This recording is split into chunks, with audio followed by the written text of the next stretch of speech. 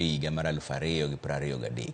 Kane oloso gi jofwambo, jakom mar KECOBO Joshua Kutuny wacho ni jothumbe ahinya mago ma Nyanza, Kadho Wadh, Nam Chumbi kod Masawa ne ok ochul kaka dwarore kaluwore gi tich ma gisebedo ka gitimo. Omedo ni jothum magoyo ohangla to ne ok ochul kata matin.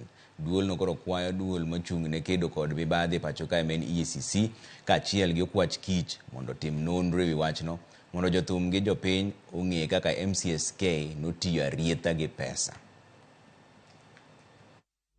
KECOBO established that the sum total of 249,687,212 was collected jointly from January to December 2023. However, there was disparity amounts declared by MCSK and those declared by CAMP and PRISC for 2023 joint collection.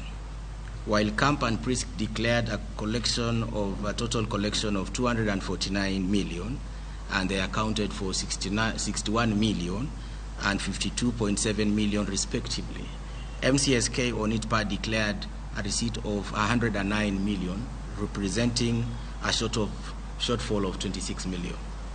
There are some artists, their music is played in every other forum, every other station, be it a TV station, radio station.